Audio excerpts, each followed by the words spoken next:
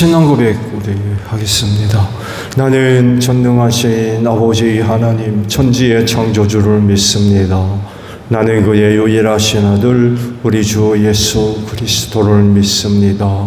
그는 성령으로 잉태되어 동정녀 마리아에게서 나시고 본디오 빌라도에게 고난을 받아 십자가에 못 박혀 죽으시고 장사된 지 사흘 만에 죽은 자 가운데서 다시 살아나셨으며 하늘에 오르시어 전능하신 아버지 하나님 우편에 앉아 계시다가 거기로부터 살아있는 자와 죽은 자를 심판하러 오십니다.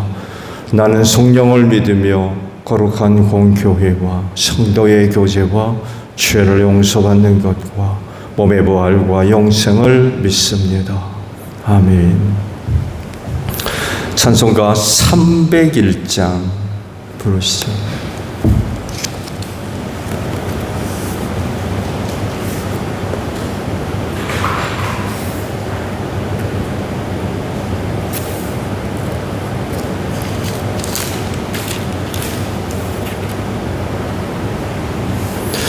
찬송가 301장 부르시고 말씀을 보죠. 지금까지 지내온 것 주의 크신 은혜라 아니 없는 주의 사랑 어찌 이루 말하랴. 자나깨나 주의 손이 항상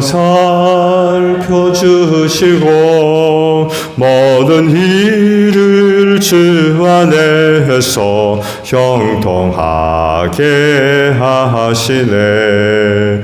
몸도 맘도 연약하나 새 힘 받아 살았네.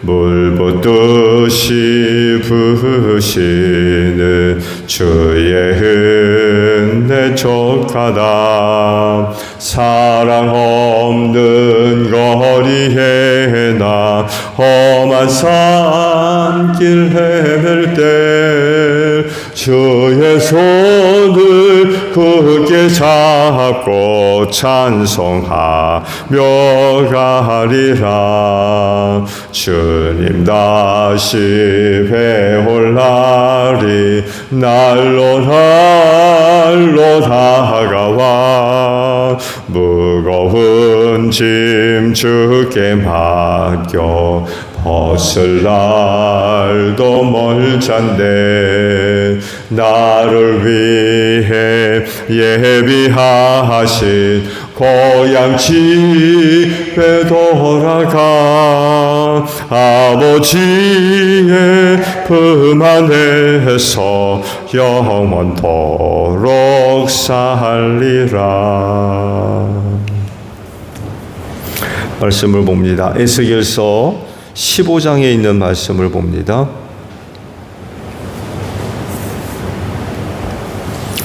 주님께서 나에게 말씀하셨다. 사람아, 포도나무 곧 산림 가운데 있는 그 덩굴이 다른 모든 나무에 비해 나은 점이 있느냐? 거기에서 무슨 물건을 만들 목재가 나오느냐? 그것으로 나무못을 만들어서 무슨 물건을 거기에다가 걸어둘 수 있느냐? 그것은 땔감으로 불 속에나 던져 버릴 것이다. 그 양쪽 끝은 다 없어졌고 그 가운데 부분도 그을었는데 그것이 물건을 만드는데 무슨 소용이 있겠느냐. 그 포도나무가 온전할 때에도 무슨 물건을 만드는 데 쓸 수 없었거늘 하물며 그것이 불에 타고 그을었으니 무슨 쓸모가 더 있겠느냐. 그러므로 나 주 하나님이 말한다. 산림 가운데 있는 포도나무를 내가 불 속에 땔감으로 던져놓듯이 예루살렘의 주인을 불 속에 던지겠다. 내가 그들을 대적하겠다. 비록 그들이 불 속에서 피하여 나온다 해도 불이 다시 그들을 삼킬 것이다. 내가 그들을 대적하면 그때야 비로소 너희는 내가 주인 줄 알 것이다. 그들이 크게 배신하였기 때문에 내가 그 땅을 황무지가 되게 하겠다. 나 주 하나님의 말이다. 아멘. 오늘 아침은요,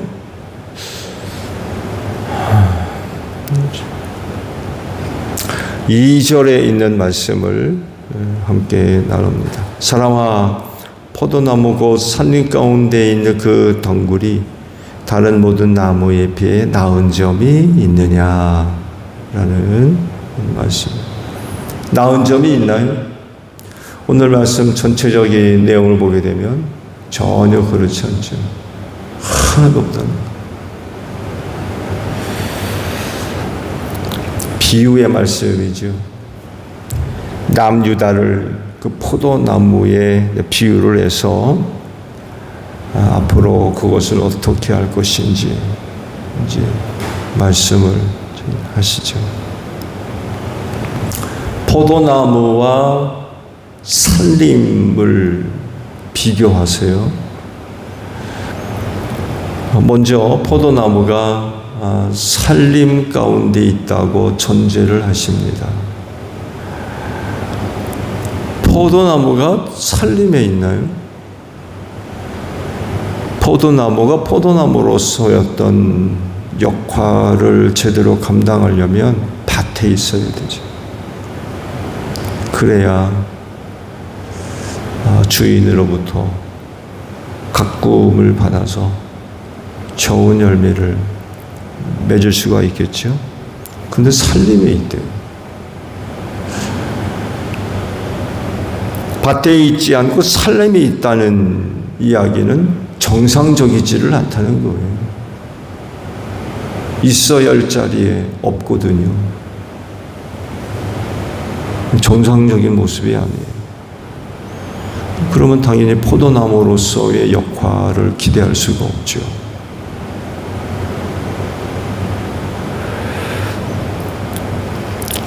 산림에 있는 다른 나무와 달리 포도나무는 열매를 맺는 나무입니다. 포도라고 하는 좋은 그 열매를 맺은 나무죠. 그 풍성한 열매를 맺을 때 비로소 포도나무로서의 가치가 있는 거죠. 제 역할을 감당한다고 한 겁니다. 그 포도나무에서 우리가 뭘 기대하나요? 당연히 포도를 바라죠. 또 포도나무는 당연히 열매를 맺어야 됩니다. 그렇게 하기 위해서는 산림에 있을 것이 아니라 밭에 있어야 돼요. 포도나무 밭에. 근데 그렇지 않고 산림 가운데 있다는 것은 제 역할이나 제 모습을 기대할 수 없다는 얘기죠. 그거를 제대로 하고 있지 못하다는 얘기예요.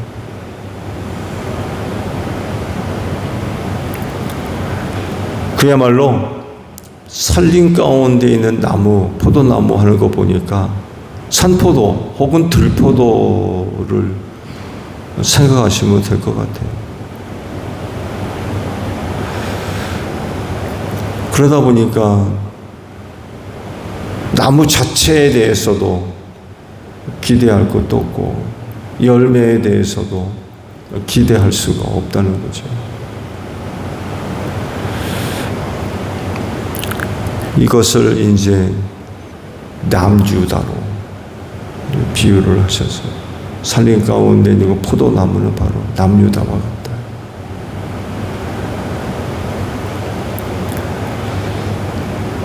산림에서 자라기 때문에 아무것도 기대할 수 없으면 어떻게 하겠다고 그러십니까?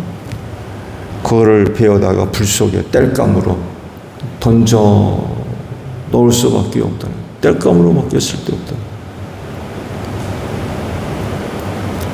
열매라도 풍성히 잘 맺으면 모르겠는데 그런 게 전혀 언급이 없다 보니까 산림 가운데 있는 포도나무 아무것도 못하고 있는 거예요, 지금. 결국 땔감으로밖에 쓸데가 더 있느냐는 거죠. 상대적으로 산림에 있는 나무들은 할 것이 많죠. 물건을 만들 목재가 나오기 때문에 그렇습니다. 물건을 만들 뿐만 아니라 다양하게 사용할 수가 있죠. 근데 포도나무와 비교해 보면 이건 포도나무는 열매도 없고 나무와 같이 뭔가를 할 수 있는 것조차도 없죠. 포도나무가 뭐 한대요? 나무처럼 굵은 것도 아니고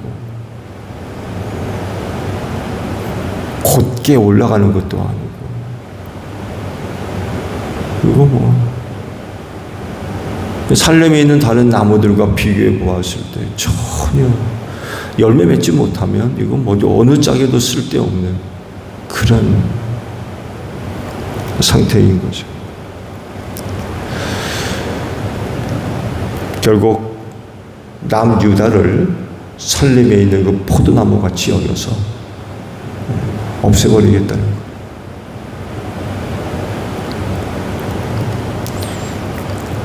다르게 표현하면 버리시겠다는 거죠. 잘라버리겠다.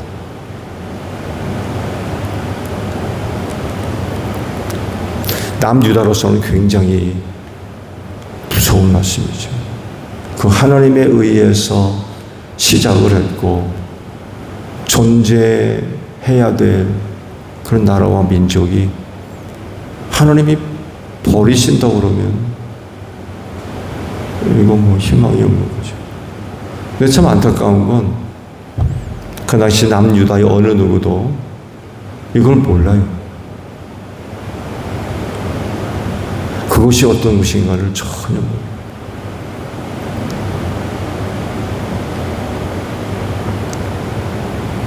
에덴 동산에서 두 사람이 죽음이 뭔지를 몰랐던 것과 똑같은 것 같아요. 노아 시대 홍수를 몰랐던 사람과 똑같은 거예요. 그게 얼마나 두렵고 무서운 것인가를 전혀 모르고 있는 거죠.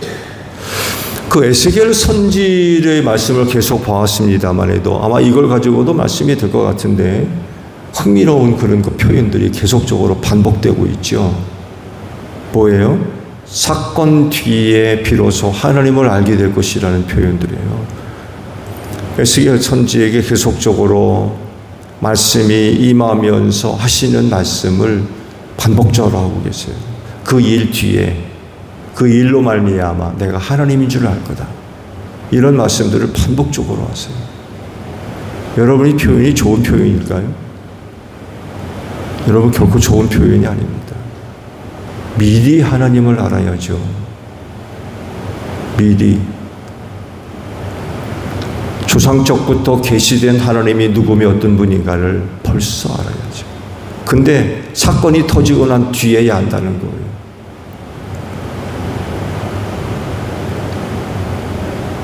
근데 사건이 어떤 사건이에요? 하나님의 진노와 심판이에요.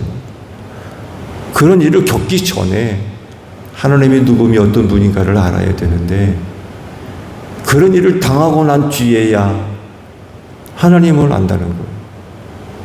이건 불행한 일이죠. 그런 일이 있기 전부터 하나님을 알아야지 그 일 뒤에야 하나님을 알면 무슨 의미가 있어요?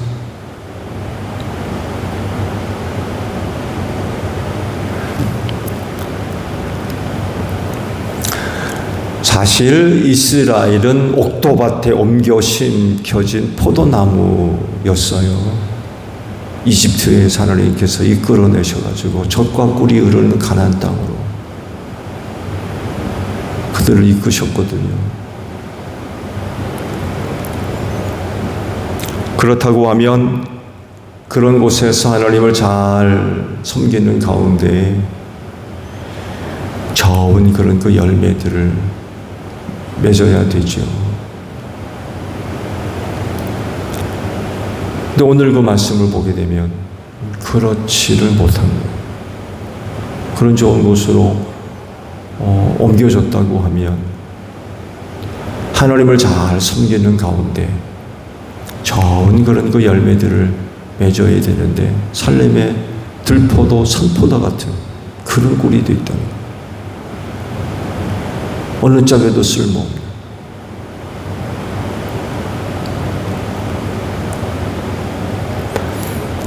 가지가 풍성하게 뻗어나와서 열매가 있을까 하고 찾아봤는데 들짐승과 새들이 다 떠먹었어요. 오늘 말씀 보게 되면 또 불에 그슬리기까지 했대요. 그런 거 어디다 쓰겠느냐.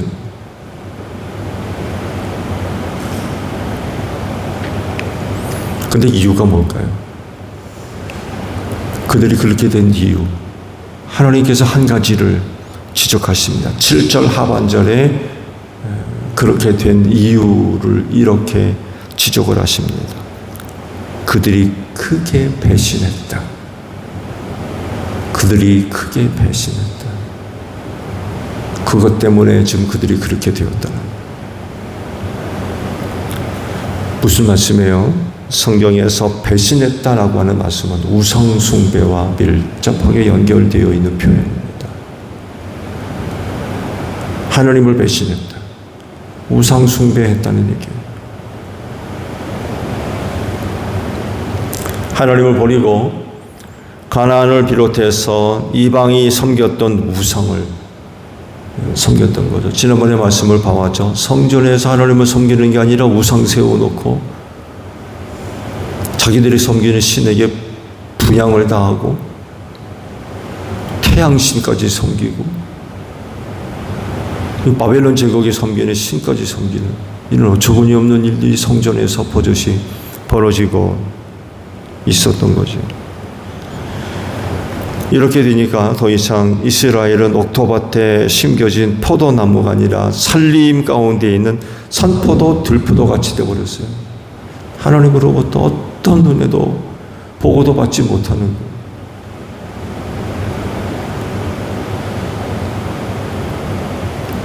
아무짝에도 쓸모없는 그런 포도나무가 됐다는 것입니다.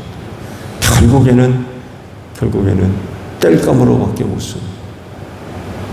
불 속에 잘라 집어던진다고 그러잖아요. 쓸데가 없어가지고. 더 무서운 말씀하세요.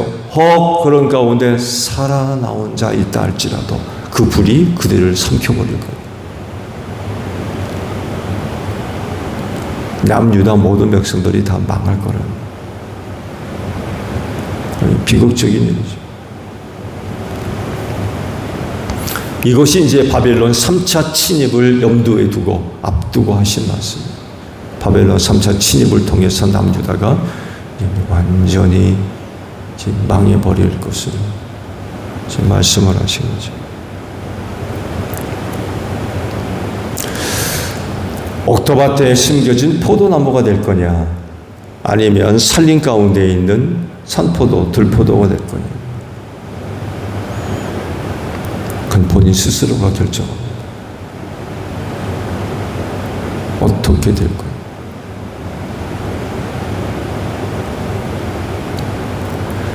하나님께서 바라시는 건 참 포도나무가 되기를 바라시죠.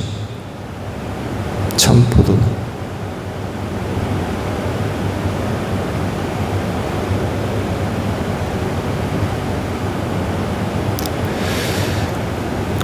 그렇지만 그리스도인으로서 어떤 결정을 하고 어떤 생각을 하며 어떤 마음을 품고 있고 에 따라서 그건 달라질 겁니다.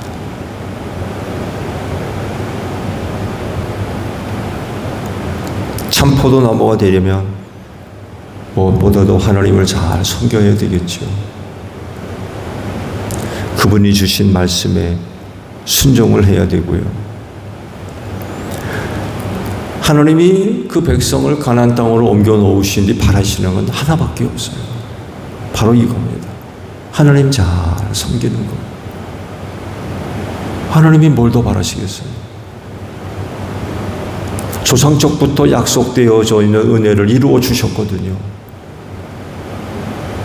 그러면 이제 하나님이 그들에게 바라시는 건 뭐겠습니까?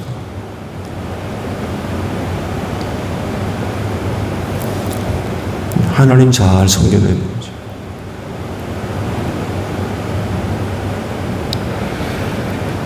근데 그들은 이것을 하지 않은 거죠. 그래서 하시는 말씀이 배신했다. 우상숭배에 빠져가지고 나를 배신했다. 라고 말씀을 하십니다. 그리고 그 결과는 비참합니다. 불 속에 던져지는 산포도 같은, 들포도 같은 그런 일이 있을 수밖에 없게 되는 거죠.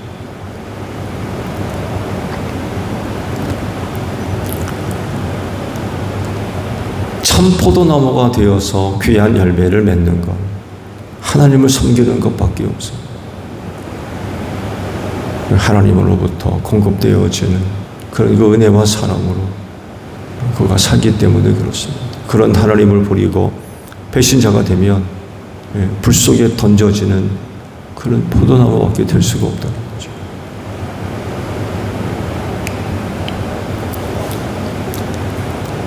하나님을 잘 섬기는 가운데 참 포도나무로서 귀한 열매를 맺는 여러분들이 되시기를 바랍니다.